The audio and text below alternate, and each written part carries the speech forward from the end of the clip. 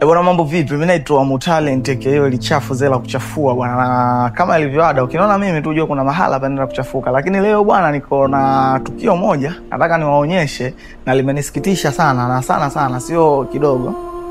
Kuna vitu vinasikitisha. Kuna hii video hapa.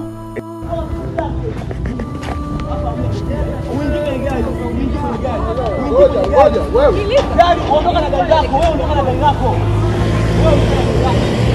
Wewe ondoka na gari yako.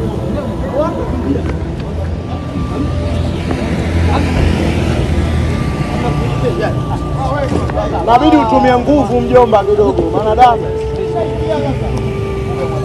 Sikiliza mwambie babu.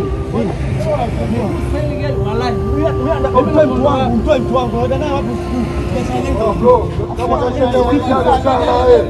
Mjomba, njoo wangu tupa kule. Umesikia? Kasema kwenye gari. Kasema kwenye gari. Achana naye. Achana naye mwana. Usitumie nguvu. Wewe naye wapi? Kasema kwenye gari. Kasema kwenye gari. Achana naye. Uliza nafsi.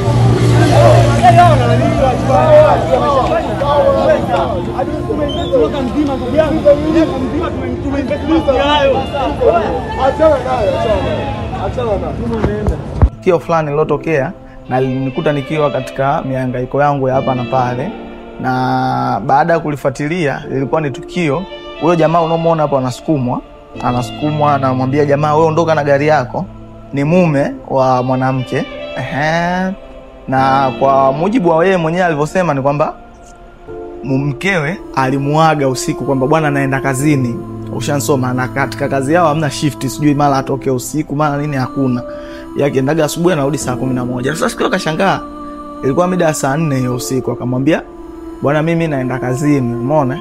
Kazini akamruhusu, lakini katika kumruhusu kwake akasema ngoja nimfuatilie nione itakuwaje na anaenda wapi. Kweli katika kumfuatilia amefika barabarani akamwona mkewe anapanda kwenye gari. Na kwa mwenyewe anavyosema kwa mujibu kwamba hii gari haiwezi kawa Bolt, umeona? Akaenda kama unavyojua mali yako sasa umeiona, alafu inaingia kwenye gari, alafu gari ya mwanaume. Jamaa akapaniki, akaenda pale anamuuliza na mkewe akamjibu bwana huyu ni bosi wangu, sijui nini na nini. Kwa hiyo wewe tuache tuondoke. Bosi like serious anakufuata saa 4 usiku. Kazi gani? Ndo jamaa akapaniki akaanza kushauti, anamwambia jamaa ondoka na gari yake amwachie mkeo, lakini pia jamaa akazidiwa nguvu, akaonekana kwamba mzaifu, ana nini analeta fujo nini na nini. Na istoshe mwanamke wake pia hakutaka kushuka kwenye gari. Na kilichotokea mwanamke akaondoka, mshikaji akabaki na masela kama unavyoona masela wanamtia moyo.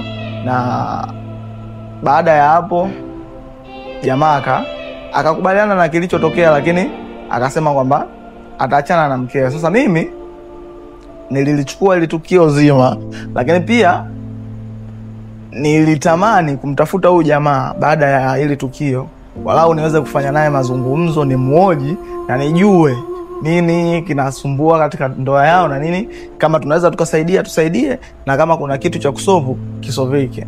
Bwana mimi nitamtafuta huyu jamaa kokote alipo na nitaongea naye, na nikishaongea naye nitafikishia video mashabiki zangu. Msisahau tu kusubscribe YouTube channel yangu. Unaingia YouTube au search kwa jina la Oil Chafu, lakini pia mitandao ya kijamii kama Instagram, TikTok, ukisearch tu Oil Chafu akuja follow, likes video, comment, lakini usahau na kushare. Support yenu ni muhimu sana kwangu.